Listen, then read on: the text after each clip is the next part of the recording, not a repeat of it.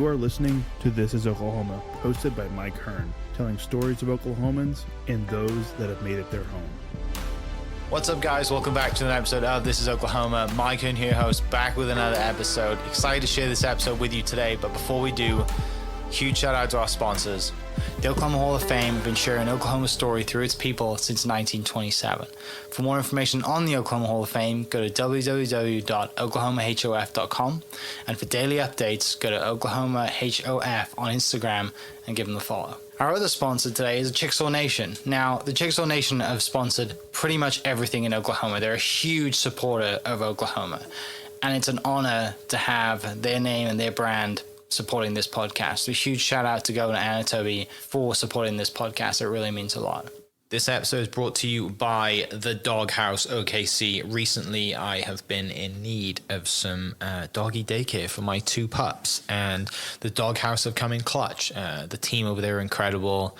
They've taken care of my two golden doodles, and so it's been an honor to partner with them on the podcast and share the love. Adding to that is the Doghouse, and so if you're in need of doggy daycare in the day or boarding overnight, they do grooming and other cool things too, but I've had a fantastic experience, and it's an honor and a privilege to share this with you too. So go to thedogHouseOKC.com and follow them on Instagram at thedogHouseOKC, and hopefully our pups will run into each other. What's up, guys? Welcome back to another episode of This is Oklahoma. Mike Hearn here, host, back with another episode. We are at Citizens House today, recording live from this wonderful room. Soundproof. The sound quality should be epic, I hope. If you're watching the video, it's pretty nice in here. But it gives me a great pleasure to introduce our guest today, local DJ and legend, Mr. JNZO. Thanks for coming on the show. Thanks for having me. Let's start with the name, dude. Where's the name come from? Man, I'll be honest with you. I get that question a lot. There's really no interesting background to it, but when I first started producing, I actually produced trap music before I started doing house music and stuff like that. And I don't know if you're familiar with Yu-Gi-Oh. It's an old Japanese anime. Yeah. Well, one of the Yu-Gi-Oh cards, it's called JNZO, the Trap Lord. So that's kind of how that started off. Yeah. Then I'm not really producing trap anymore, but it just kind of stuck. Do you still dabble in it? Not as much as, I really don't anymore. I think I really just kind of shifted over and focused on house music now, but kind of wish I still dabbled in it a little bit. But yeah. That's kind of where that came from. I have to bring it back for the OG fans every now and then, right? Bring that back. Do you have people who know Yu-Gi-Oh that come up to you that are like, yeah, absolutely. I've had that happen multiple times. That's awesome. Those that know. So growing up, big Oklahoma family. Tell me about your story, dude. How does growing up in Oklahoma and what you get into, and then your kind of dreams as a kid. What's that like? I'm a second generation immigrant. Both of my parents came here at a fairly young age from Aguascalientes, Mexico. I've been in the restaurant industry my whole life, thanks to my dad. That's what he does, and just kind of grew up here. Been here my whole life. Elementary all the way to high school, a little bit of college. And growing up, I feel like I always kind of knew I wanted to do something in music. It wasn't always dance music, it wasn't always EDM, but I always kind of saw myself in some form of music. With coming here, family, second generation, having that, and I'm an immigrant too, so I totally understand and kind of align with you on that, having that mentality of just every day is work day, the American dream is an opportunity, there's opportunity around every corner, and you're in Oklahoma, growing up around your parents are super entrepreneurial, so you have that as a backgroround too, right? It's just all you know. Yeah. What's those stories from as a kid? Like you talk about, working in the restaurant industry. I remember my dad started taking me to work when I was 8-9 years old.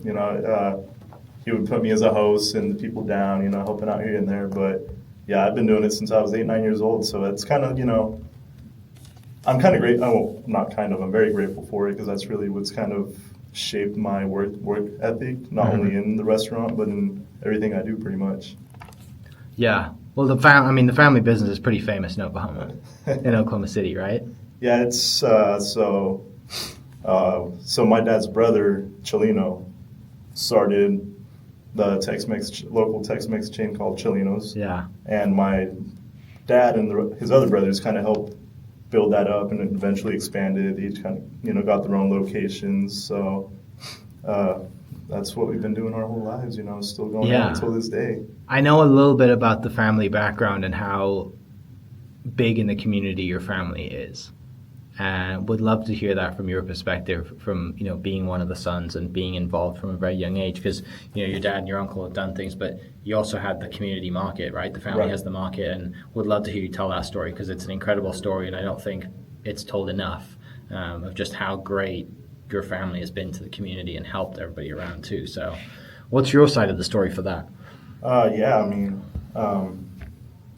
Like I said, it's just, I think it started, 89, I believe. They started with one location, and they eventually expanded to, I think the most there's ever been at once was 13 or 14 locations. Yeah. It's kind of, trickled up and down from there. But, just growing up with that, from elementary school. I've never really been the kind to be like, hey, my family does this or that. I just kind of like, even till this day, like I'll be out and my dad's his name's Armando. The amount of people that know my dad is insane. I'll be out in public and even in other states, and like whenever I used to go on vacation with my parents as a kid, we'd be in San Antonio or even Orlando, Florida, and there were people that just came up to my dad and was like, hey, you're Armando Cholinos, and just in the way like people know him is just insane.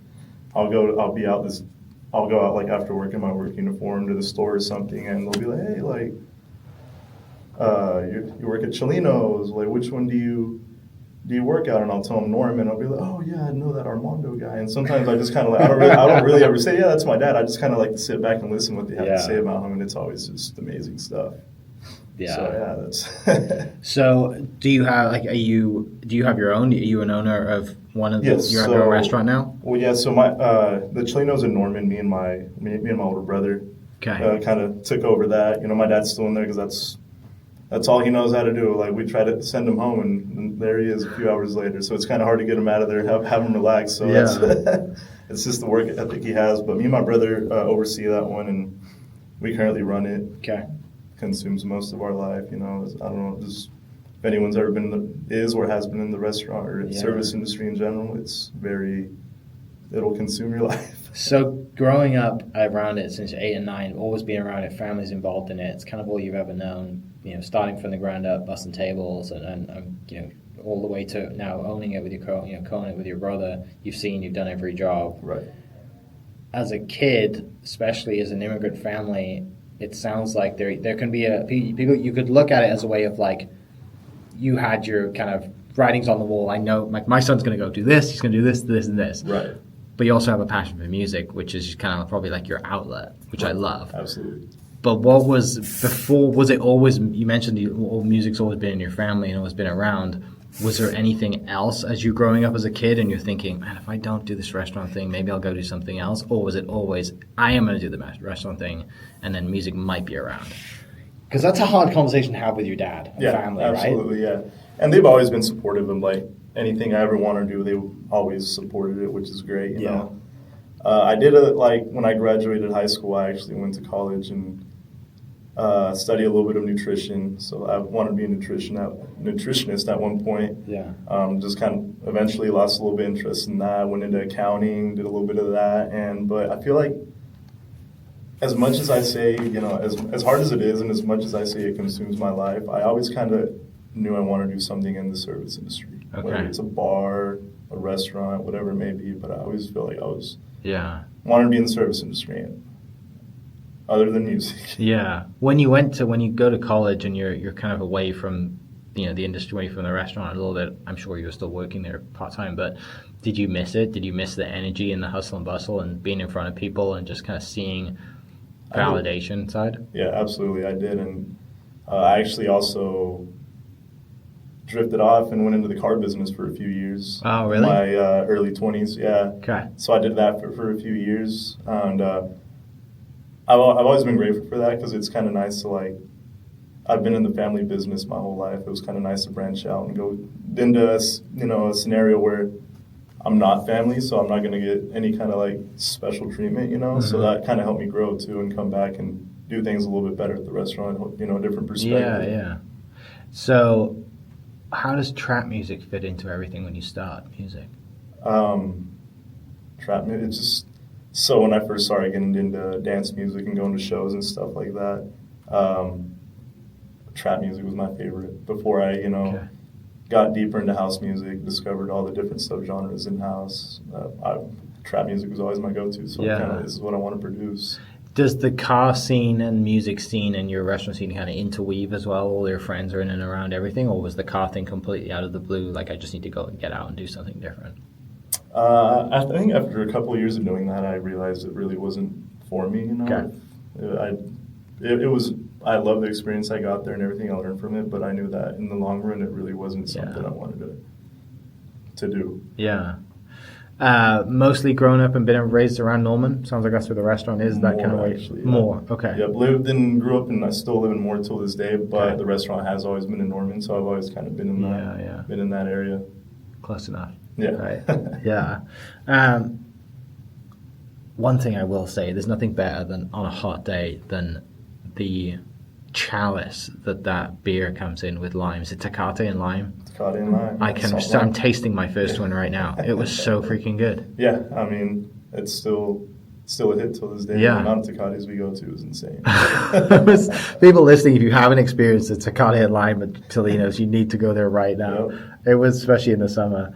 I went there with a friend of mine for lunch, and he's like a big food guy, and he's like, every time we go somewhere, he just orders. I'm like, you order, I don't like spicy food, but do whatever. And he orders he didn't even order, he ordered like a platter or whatever it was. It's incredible. And he's like, will you have a beer with me? I was like, yeah, sure. And I was like, all right, no big deal. And then he comes out, I'm like, okay, I can't just have one. Like, it's dangerous. They're so good. Yeah, it's awesome. So, growing up in the business, learning everything from ground up, like you got your education by doing and seeing, and Right. everyone's running around, you're working all the hours, but it's a family environment, so you're having the best and the worst of family business, right? Absolutely. Like, you can't get away from it. That's exactly But right. it's a great experience and thrown in the fire. Yeah, I mean, working with families it has, it's a curse and a blessing, because there's Yeah. times you're bound to butt heads, with your family. So, there's a lot of times where I'm like, man, like, Yeah. if you get into some kind of like arguments, some might take it a little bit more personal than it would have been if it would have been in the family business. So, I mean, like I said, I'm blessed to be able to work with my family, but it's not the easiest at all times. So let's dive into the music a little bit. When does the music really start for you, and when do you think, you mentioned going to shows and stuff, when is there a shift? Do you think, you know what, I enjoy going to shows, but I want to be on stage. I want to be the one controlling the room. I want to be the one controlling the music. I have a passion for music, and then you dive into that. At what age? And tell me about those moments that you think, I want to go do that. I think it was really late 2015, early 2016 when I was really going to all these shows. I was going to all these festivals, and eventually, I would say most dance music DJs and producers would agree that you just kind of eventually just clicks, and you're like, I want to be up there. I want to be creating that energy, creating that vibe, that DJ is currently creating. Yeah. So. And so that was trap music for you first. Yeah, originally it was trap music. A lot of more like bigger genres like big room house, progressive house. Yeah. So a lot more main stage, more mainstream genres. How long is it till you have your first opportunity to jump up on the decks in front of a crowd? I would say maybe I started DJing or learning how to produce, and then I learned how to DJ afterward. This was maybe 2018. And Okay, so if you dove production first. Production and then Okay. DJing, yep. What was it about the production side that drew you to that versus the production of making music and going it versus performing? I think just being able to say, hey, this is my creation, Okay. I mean, I think music's an art form, so just be able to create your own art and be able to play it and be like, yeah, I made this. I think that's... Yeah. Have you always been creative in other outlets growing up? I've That always was the loved art no in general. surprise? Yeah. I've always loved art. I mean, when I was in elementary school, I was a really good drawer, and I'd always win these awards for drawing pictures and stuff like that. So Yeah. I've always loved art in general, and I've always loved music. So that's what kind of Okay. And during that time, technology's at a level where you can dive in on your laptop and kind of get a program and Yeah. really dive into it. And so you're just at home, headphones on, in So- your own place of zen and peace. I actually had a family member who introduced me to a friend who was already producing at the time. Okay. He's still really good friend of mine till this day. His name's Faze, incredible local producer. He's the one that taught me, I'd say, about 90% of what I know is in production. Yeah. The other 10% is just a bunch of YouTube tutorials. People listening, it's not that hard. It is hard, but it's not that hard to start. Yeah, That's what not I'm hard to saying, start at all. right? I mean, go to YouTube and do some research. It's time and consuming, ChatGPT now too. but it's once you get it down, it's really fun. Yeah. Just being able, like I said, being able to lock in there for a few hours, and once you get the final product, you can say, this is my song. With the production, you start making songs and putting that out there. Are other people like Faze or other DJs, I mean, he's in production, but there are other DJs starting to play your songs? Is that how the app, like you thought, if I can produce this, somebody else can make it? Yeah. Okay, So, somebody like, else can play it for you. Yeah, I mean, it started like before I released on a couple labels now, but before that, it was just sending off to like other friends that are local DJs. They play your music, and that's Yeah. I think it's a really cool feeling whenever you see another artist playing your song. Yeah, it's like anybody who's designed a, can relate. They've designed a T-shirt and they see someone wearing it, Exactly. or whatever you've created, and somebody buys your artwork, something like that, right? You get that Exactly. validation that somebody else sees value in what I do, because we all see value in everything that we do ourselves. Absolutely. But you get that moment, you're like, oh, I should do more of this. Yeah. What's that like when you're like diving into that then and thinking, this goes from a hobby to 2018, 2019, you're like on stage now, started to be your own DJ and find your own sound and your own, music and movement, and your creativity dives into that music and you start putting yourself out there. I think, honestly, it still took me maybe about another 4 years after that until I really found my niche, like my style. Yeah. And I was like, I was DJing and I was playing this genre and that genre, and I loved it, but it really didn't it wasn't me, and it wasn't until I realized that I really enjoyed tech house that I was okay, like, I really enjoy this. I'm pretty good at it. Like, I think I can make something out of this, Yeah. and started putting myself out there and shooting emails or DMs to local promoters or bars, clubs, whatever it may be, and just hoping for the best. Yeah. Who's your first paid gig? First paid gig was actually Flux. Okay. Yeah, Flux. That was actually the first gig I ever got. Oh, really? Yeah. So your first time ever First was time also ever. paid? Yeah, I mean, Nice. It was something, Oh, it's money. Yeah, it doesn't matter, right? Exactly, Like, yeah, and I loved it, and still grateful for the opportunity they gave me back then. And I want to say that was maybe like 2019, I believe. Okay. 2019. How long was the set? An hour Okay. set. Take me to that moment. Do you just get an email or a text and you're just like... Actually, a friend who was, I believe he was playing that same, I don't remember if he was playing that same night or if he was booking the bill, but he actually reached out to me and saw that I was like producing. That's awesome. And he was like, you want to come out here and play? And I was like, heck yeah, let's do it. Previous friends of yours on the podcast as DJ guests, they've been around, traveled a little bit. What is the culture like for music as far as, your family background, the influence that your family has in your music, as far as like going to nightclubs and having that scene? Like, it's obviously you've been around it growing up, but it's family. What is that like when you start to combine those cultures inside on stage to mix those? Because I'm sure that's happened at some point, right? What are you referring to? Meaning like your background, your family history and your culture obviously comes from, like, you have deep roots in this with your culture, Right. but that also has a sound. Right. What is that like? Have you integrated that sound and that culture into your music? And how have those two cultures mingled? Because music brings us together. Right. So how has that been? Did you start that from an early age, beginning, or has that been something that's kind of happened later? So I'd say, now everything I produce is Latin based. Okay. It's a subgenre called Latin house. So Yeah. I do a lot of, whether it's originals or edits, I take samples from different Latin songs that were probably hits in the 90s Yeah. up till this day, and I'll sample them out and throw them on a house beat and make the best out of Yeah. it. So yeah, I'd say about 80% of my sets now is going to be Latin house. So Okay. definitely has an influence on me. There's a huge market for it here too, right? There's Absolutely. huge like nightclubs There's- for it, and that's one thing that I want to call him Caruso. Keaton DJing at Los Locos and having that, from him coming over from, his background of growing up in the country and seeing this new idea, and then, everyone's friends around here, especially in your industry. So yeah, I'm sure it's a riot going and seeing you guys together and just playing and bringing people together, because that's the beauty of music. It doesn't matter if there's Exactly. It's 100 all people about. in a nightclub or if there's 1,000 people in a field. Like, it doesn't matter. Music's no. music. So tell me, you said you changed, started as trap, you changed into house music. When does that happen? What is it about house music that takes you to a certain place creatively? And then you mentioned Latin house, the subgenres that are in house music. So again, when you're going to all these music festivals, for example, when I went to EDC Vegas 9 years, it was 2016, what, 9 years ago? No, wow. That was Sorry. So, my first time going to that festival, they have all these multiple stages. They have, I don't know, they're probably up to like 10 stages now, I don't know. But Yeah. every single stage is a different genre of dance music. And when you're there, I went because I wanted to see all these big trap artists that I've always liked. So that's what I went for. But as you're there, you kind of start lingering out to other stages and oh, this is cool. Like, what is this?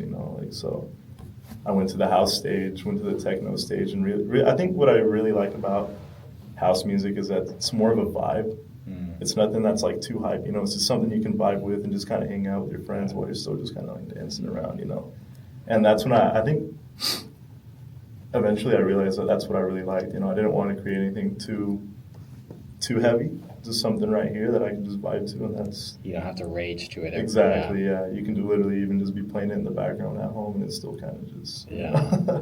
But that also brings its own complications in it too, right? Because, with the trap stuff, it's, very heavy. You got to be in the right mood to listen to it, Right. whether you're working out or in, at a gig. Whereas, like you said, the house music stuff, you can play it anywhere. Exactly. But then creating it, there's totally different to create, right? So you got to be in a totally different creative space to create house music versus trap music. For sure. How was that for you creatively to change your creative process and really dive into and find your sound for the house side? I will say, I think house music is a little bit simpler to create because it's always kind of like the same structure. So I always say it's like working smarter, not harder, when you're making house music. So, but I feel like once you create one house track, you kind of have that same structure for everything else. So just going from one BPM to another, I think was the biggest challenge. Yeah. Who's your favorite house DJs? House DJs. Right now. Currently? Yeah. A lot of my influence comes from DJ named Clooney, Chris Lake, a lot of Michael Bibby, Paco Suna, a lot of Dennis Cruz, Martinez brothers, a lot of minimal tech guys. Yeah. There's so many out there. Yeah, There's so many a bunch. great It's sounds. insane, yeah. And then I guess technology's making it easier to sample sounds and Right. really be creative and dive into it. You're not relying on a record player here and there. Like Exactly, you're getting yeah. it from your iPhone. You're like, okay, let's record this Yeah. and throw this in. The people making music out of crazy stuff at the Insane, right. moment. Yeah. Have you got to travel quite a bit and to kind of experience whether it's TV, whether it's shows or music festivals or just overseas? Because house music's generally Europe based, right? Yep, yeah, it's definitely the biggest in Europe. Yeah.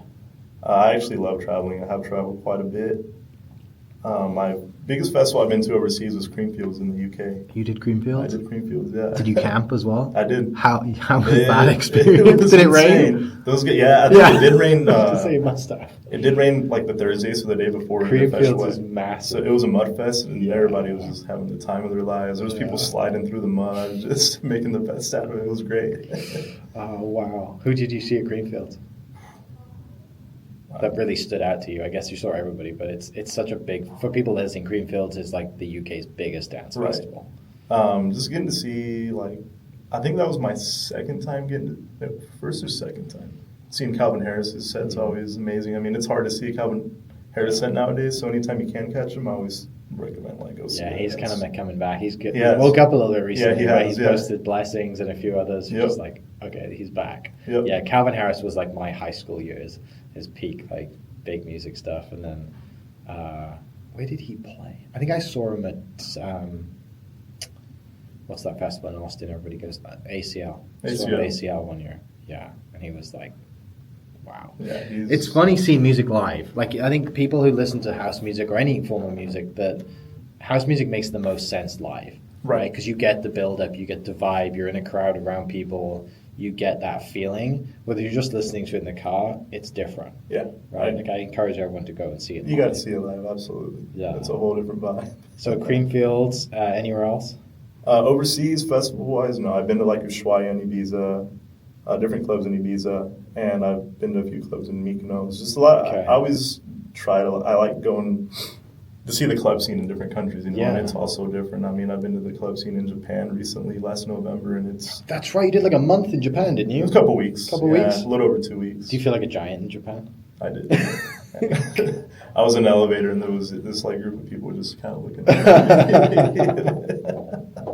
I had a friend of mine who was a teacher in Japan, and she said, like, all the kids are like touching her face. Yeah. Like, what do you feel? It's super weird.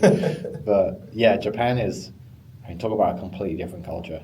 I think that's what I loved about it the most, just the culture shock. You go to Europe and it's different, but you still kind of get the Western feel. But when you go to Asia, it's just a huge flip. And I think that's the greatest thing about it to me. Did you go solo? No, I went with my brother and Faze. Oh, nice. Yeah. Okay, cool. Yeah. Yeah, it's such a different part of the world. It's hard to describe unless you've been there. Yeah. Right? Everyone's I like agree. on top of each other, but it works. It works. Super clean. They have whatever they're Food is doing, it is amazing. working. Yeah. Okay, how was Ushuaia? Ushuaia is like the Mecca. I mean, Ibiza is the Mecca. Ushuaia is definitely the Mecca. I agree. It was great. I mean, it's a club, but it's outdoors, so it's almost like you're at a festival. They got a whole stage set up, pool right in the middle. Yeah. And it's just an incredible. Who played time. Ushuaia when you were there? When I was there, so it was the same trip actually. That was the first time I saw Calvin Harris. Was at Ushuaia. Sick. And then we did 2 weeks in Europe, and I think on our last weekend. We went to Creamfields and we saw him again. So it was Calvin Harris. God, if there's a world where I could spend 6 months just traveling music festivals, it'd be so good. Although I did see today Tomorrowland stage caught fire. Did you see that? That's a disaster because that stage is incredible. Oh, it's going to be interesting to see how they manage that situation. What's different as far as you mentioned EDC Vegas? What have you noticed is different around the world for people going to festivals? Does anything stand out? And the music's generally the same, but the acts are the same, but the people obviously are different all over the world. I will say, I mean, for the most part at festivals, I feel like everyone's usually pretty cool, They're there for the music, they're there for a good time, looking after one another. I will say nowadays, there's a lot of festivals that are more, people go there for content, for example. Go to take the influencer photo festivals, what I would say. So that kind of does create a whole different vibe to where back then it was before, I don't know, TikTok was around. Before it was a whole different vibe than it is now, People are there for the music. They're not there with their phone out taking pictures and video. Like you got 30,000 people, there, and half of them are got their iPhone out getting the same video. It's the most irritating thing to me. I think that's the only thing that's really. But other than that, I mean, the crowd's usually the same. I mean, I've never really ran into anything like. Have you done anything in London? Have you done a Printworks in London? I wanted to go to Printworks. I think they closed now. Yeah, I never got to make it to London. We only went to whenever we did Creamfields. We only hit Manchester. Oh, okay. Yeah, Which Manchester's good. Yeah. I did. I saw David Guetta there he did a warehouse project set underneath Manchester train station in the parking lot, which was sick. But that was 18 years old. That was almost 15 years ago, more than that. That was back when he did, it was a long time ago. His set was really good. But it was, Manchester's really good. There's some great gigs in Manchester. I didn't get to venture off enough to see the club scene there because we just kind of went, and then we were camping at the festival, so we had to get to the campsite. But I definitely want to go back to the UK in general. Yeah, there's a lot of cool stuff. My brother's really into it. My brother went to Germany this summer, and he said that they're very strict on, him and his buddies tried to get into a club one night and they just turned him around. They're like, not tonight, boys, and they didn't give him a reason. They just said, you guys aren't coming in, and then they went back the next night and they all got in. It's so weird. The guys at the door were just based on the look of you, he's not going to raise any hell, but they were. Forever from whatever reason one night, but he said he got in the second night, and therefore they check you don't take any phones in. It's total immersive experience. I think that's great, which is great. It's kind of what you want, right, with the music, and also the DJ out there wants everyone to be involved. And he sent me a small video which was basically pointed at the floor the whole time, and he was just listen to how crazy this is, and it was just some massive. He likes the heaviest stuff. he's into CrossFit and listens to like, it sounds like death metal, but a house version of death metal. It's like that kind of range type thing. But yeah, he's been to more gigs than I have and tells me all about it. So you have this moment, you switch kind of into the house space, and you find your vibe and just something you can listen to the whole time. But then you're also simultaneously trying to balance running a business and becoming a business owner and take over with your brother. Tell me about that. How's that juggling both things? Because both things take a different kind of attention, a different kind of creativity, but they're both pretty heavy things to deal with. It's definitely not easy. I'll say that. It's definitely not easy. I almost feel like I live a double life. Yeah. I don't know. Not many people have seen me in like the restaurant work environment, but if they have, they'll probably agree that I'm a little bit different at work than I am like outside of work. It's not easy, but I think that's what makes like the DJing side so much funner, because like that's my getaway time, my free time, and I'm doing something I love. So yeah. Do people who know you by your DJ name know your real name? Do you get asked that a lot? Yeah, it's great. So now, because obviously everyone at Chilinos, everyone at work knows who you are, right? Yeah. Like you got your name tag on probably, but like your DJ world, everyone's like, oh, it's just. I still have like so many like situations where a friend or somebody will introduce me to someone, will be like, hey, this is JNZO, and I like when I go up to someone, will be like, hey, my name's Emmanuel Jonathan, but I've been called Johnny my whole life, short for Jonathan. Sure. That's what my parents call me. So like they'll be like, hey, this is JNZO, and I'll be like, hey, I'm Johnny, nice to meet you, and it'll throw them out. They're like, wait, what? They just said your name's JNZO. So then they see me like on social media and it says Emmanuel Jonathan. Now they're confused. Like, now you got 3 names. So I have that. Yeah, that's like a common problem now.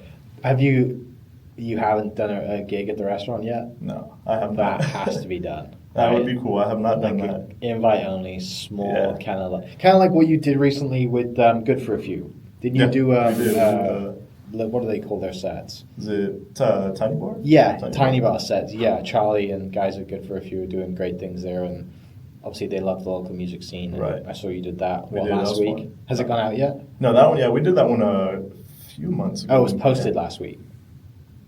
I saw a clip somewhere. They might have reposted a clip. Oh, maybe we did it. I think it was like back in March. Oh, okay. Me and Ricky got to do it together, and so that was a good time. I really love what they're doing there. Yeah. Cool. With the music side, obviously, you've got your restaurant side. You've got everybody in the restaurant community that's there. Totally different world in the music side. What's the music community like here, as far as you coming up? New, fresh. You mentioned FaZe. What's that like, and how has that been as a new DJ coming up and wanting to get on stage, wanting to get out there, out of the production space? The dance music scene here. Yeah. Just community in general. It's very welcoming. Everyone, I think we have a really good scene here. I feel like it's still a small market scene, but it's definitely. I mean, from compared to when I first started DJing to now, the amount it's grown is insane. Like it's growing, but overall, it's full of great people, full of other great DJs, other great producers, and I really hope it can continue to grow. And I think it will. I mean. I really like that everyone here kind of works together. There's really I wouldn't say there's really any egos between anybody, and I think that's the best part, just everyone kind of working together to grow the scene. Seems like in the last kind of 3 to 5, probably 3 years maybe, it's really kind of taken off, right? Nice. House Labs kicking off, you got your Sunset Sessions, which kicked off, last week, and then you got your great, cool group of DJs, and then you have people like Charlie, you're Good for a Few, that want to bring people in and do something completely different for Oklahoma City, right? Like, it's been done before. We've all seen sets at Cafe Mambo or whatever it is. But, doing that and putting money into production and really doing it at a high level, it's really cool to see. And, you kind of, be interested, do you get the feeling that you're building something here because you're earlier? Yeah, absolutely. And it's all, like I said, everybody working together. Shout out to the House Lab guys, the way they've grown the house scene here within the past few years. I actually got to play the very first House Lab, which was, what was that, maybe, it's been a few years now, maybe 3-4 years ago at Ingles. And, I always tell Danny and Caleb, I feel like we've kind of grown together, I see as they're growing, we're growing as artists. So it's been cool to see, honestly.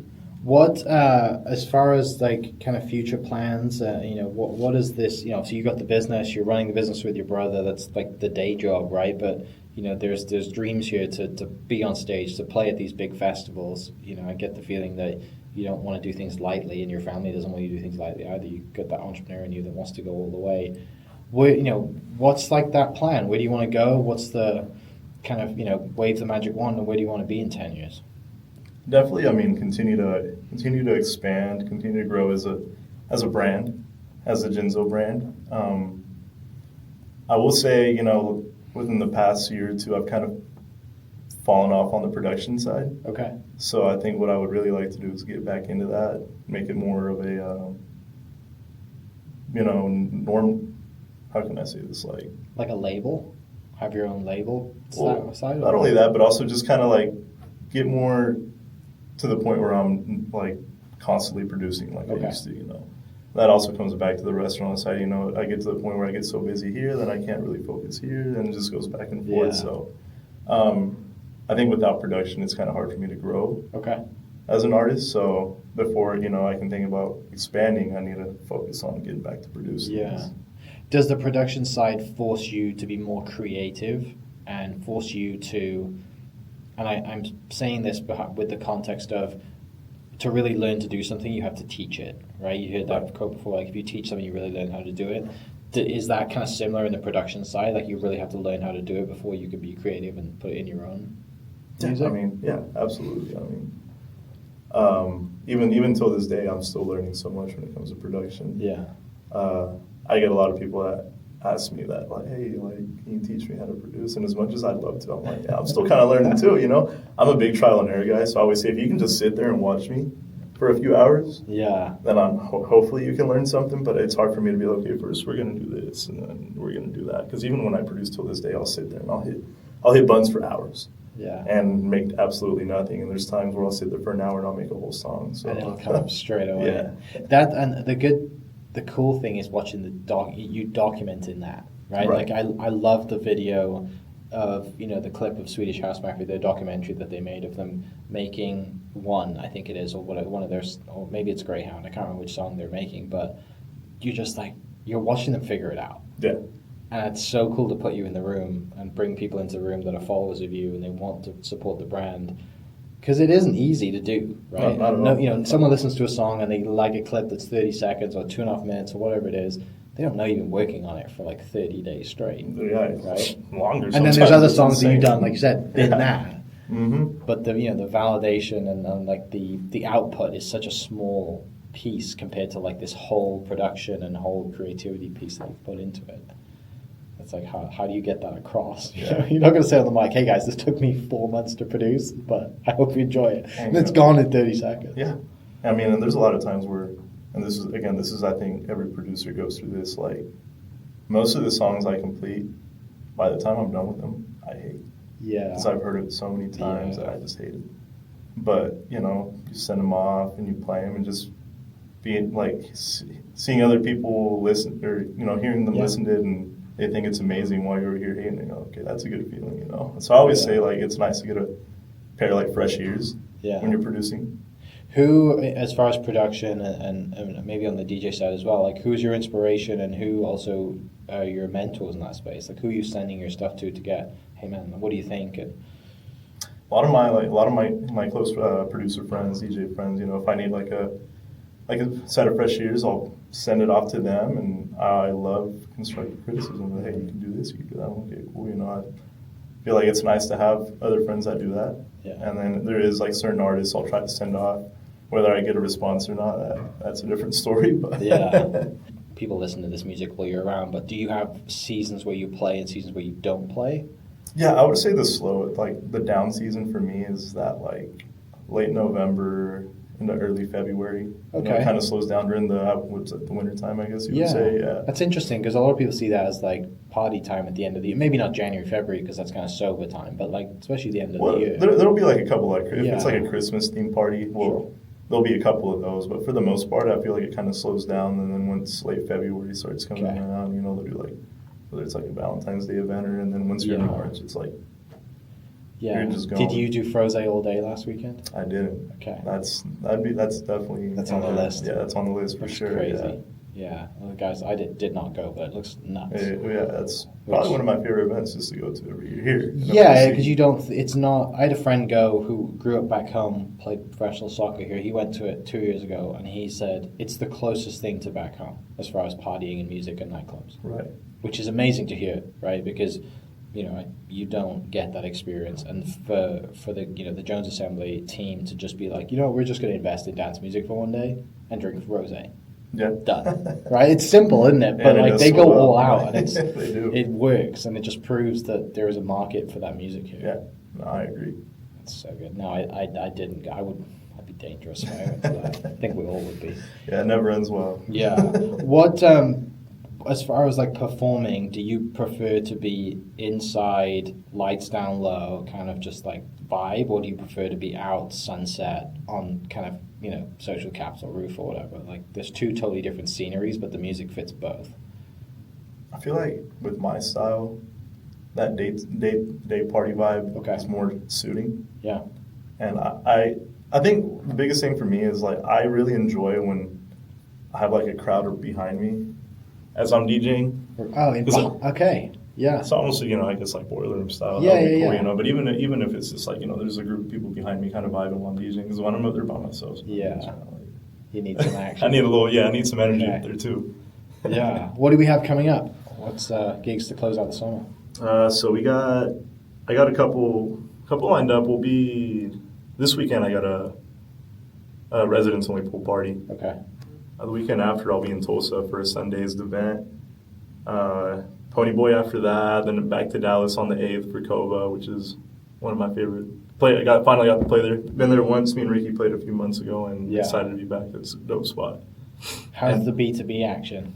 I love it. Yeah? Yeah. It's back to having someone up there with you. Yeah. Okay. Yeah, it's great. I feel like, it's nice having someone up there that you can kind of feed off their energy, and it's also hard to find someone you can actually back to back with. I've done other back to backs where it just doesn't click. You got two great DJs, but maybe the styles aren't suitable. So when you find someone that you can just vibe with and back to back with any time, I think that's a cool feeling. Do you have to that point? Do you have like, one thing that you're just like, man, if I could just do this every time, like this is where I am, like a favorite kind of, maybe a favorite experience, but just a favorite feeling or position when you're up there that's like, if I get to this spot, this is where I'm at. Like while I'm DJing? Yeah, just a favorite experience leading up to this moment.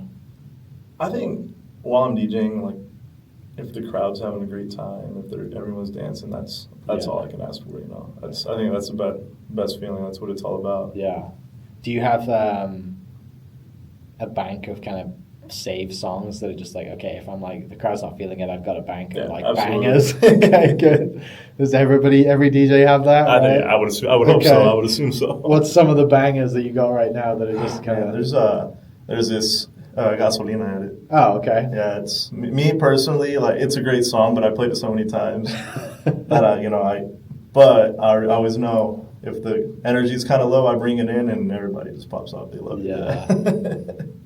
To that point, I went to a gig. It was DJ Paulie, or whatever his name is. Paulie, whatever. I don't know what his name is. The guy from that terrible TV show. Oh, Paulie D? Paulie D. Ricky opened for him that night. And Ricky was great. And he opened with some epic songs. And then Paulie D came on, and I was like, okay, it's time to leave. Pet peeves, man. There's so many. He just played like 30 seconds. It was like going to, he must have looked at the top 40 and just played 30 seconds of every top 40 song, and everyone went nuts. And I'm like, this is not DJing. This guy's pushing play. Yeah. What have you seen that like really irritates you from the industry that like you would love to wipe out? I'm just going to say it. I hate when I get asked for requests. You posted about that on your social. You posted some great requests. You and Ricky actually have posted some great requests. Yeah, you probably have an inside joke about that. I don't really mind it. Like, if I have it, I'll play it, of course. But, a lot of times when you're, like, a dance music DJ, you already kind of have, like, your set list, No. And then there's been times where I'm playing a house set, and they'll come and request, like, some hip-hop song. It's like, that's just not going to work. Not gonna work. Yeah, here's some headphones. Go listen to it on your own. To that point, you mentioned kind of already having a set list. What's your process? How do you build your set? does it take quite a while for you to build your set, or can you knock it out the night before? How do you do that, and then how do you get in your headspace for getting ready to perform? I think when I'm building a set, I think the hardest part for me is finding an opener. Okay. Finding an opening track. Like, I try not to really recycle too many sets. So like maybe every like few sets, I'll like try to build a fresh new list. Yeah. And just finding an opener is the hardest part. Usually when I can find a good opener, everything else is kind of like, I try to keep everything in key. So I'll just kind of like, okay, like if I'm in, I usually start in A flat minor. I think that key is my go-to every time. So like, I'll go from there. All right, let's find another track in that key that's going to do that you like, and just kind of go from there. Yeah. With your music, talking about A flat minor, I have no music knowledge at all, so I know nothing. It's French to me. As far as that and that skill that you've had, is that something you just developed over time, or did you have a music, like did you play an instrument as a kid, and have always had like being able to read music as a kid leading into this? That's definitely something I developed over time. Okay. There's this thing called the Camelot wheel for DJs. Okay. I hope everybody uses it. It's a great tool. It kind of tells you every key and what key would go with, like, would work with it. Brilliant. And you just kind of go off that map. Now, there's certain situations where, like, no, I really got to play this track, and it's not a key. You're okay, bring it in. Yeah. But for the most part, I feel like mixing in keys the way to go. But yeah, I think that's just something I've kind of learned over time, just do repetition. Yeah. Awesome. Do you have any trips coming up that you're going on to finish the summer off? No trips planned. No. For one, I usually have something planned, and like other than going to Dallas to play a show, I don't really have anything. I definitely want to do something before the year ends. I would love to go back to Asia, and maybe another country in Asia, maybe in November. But are their seasons flipped to ours? Mm-hmm. Okay. Yeah. So you're going out winter there, summer. Exactly. Okay. Which is great. I mean, even then, when I was in Japan, the weather was always great. Yeah.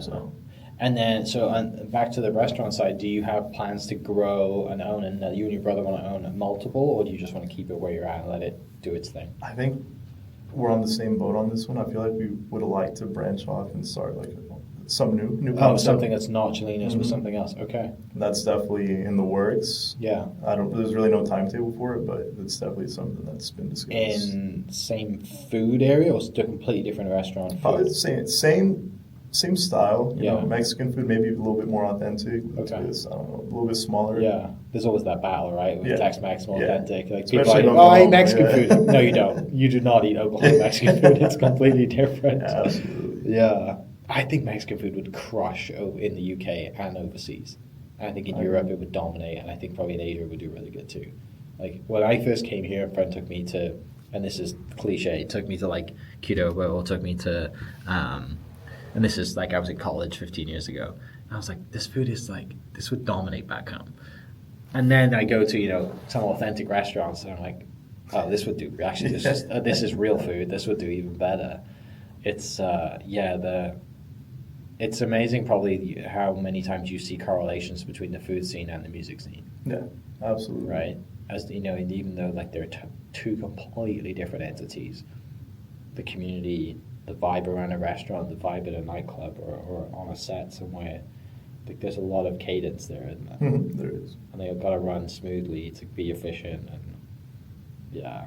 Does your brother DJ at all? Does he have any music passions? He did DJ. He doesn't really do it anymore. Okay. But I think we started right around the same time. He drifted off into other hobbies. He's learned how to be a pilot. That's his hobby. Oh, wow. Yeah. Probably a little bit cooler than my hobby. Maybe flying you around to your shows. Why not, right? Yeah. Cool. Tell me about your tattoos. You've got some tats. How does that start? And what's the journey with your tattoos and the stories behind them? I would say none of these really have any symbolic meaning except for two. Okay. This right here is a Black Book Records tattoo, which is Chris Lake's record label. Okay. One of my biggest influences, favorite DJ. And this one right here is actually a globe with the record in it. So just traveling for music, like to festivals and shows. So they're more recent. Yeah. This one's my most recent one. Before that was that one. So yeah. Yeah. Awesome. I do want to get more, but let's finish up with a couple questions here, stateside based. I know you traveled, seen amazing things. One question is, what do you take from your travels around the world that you have brought back and implemented into your shows? Is there anything that stands out that you've seen around the world that you're like, you know what, that's cool, I'm going to do that? Just going to like seeing a house set here, and whether it's here in OKC or Dallas, and then going to a house set in Ibiza is like two completely different styles, two completely different vibes. You go to shows here, and people really want to hear a lot of edits, like house edits of this song or that song, songs that they know. To compare to where you're over there, it's a bunch of songs that you've probably never heard in your life, and I think that's what's really cool. In my sets, I like playing music that people have never heard. And even me, when I go see a set, I love a set full of music I've never heard. Yeah, I think that's really what I take coming back from overseas, is just the sets over there are completely different from here. Yeah. What about locations, places that, you mentioned some great spots you traveled to and seen. What about places that you've played stateside that really stand out to you that you'd love to get back to one day? And we just got done playing in Austin, what was it, 4th of July weekend? Nice. That's definitely want to go back out there. It's our second time there, hopefully not the last. And I think we're actually planning on going back to Denver mid-October. Okay. We got to play there in April, and we're planning on going back over there, which was a really cool experience. They have a big scene in Denver? It's a pretty big scene. Okay. It's a little bit more, heavier, more on the bass side. Okay. Heavier music, but the scene's big out there. Like kind of underground type? I wouldn't, to an extent, yeah. Okay. I mean, heavier underground. The place we played at was very underground, and I think that's what I liked about it the most. I never would expect you to say that for Denver, because everybody in Denver loves being outside. Yeah.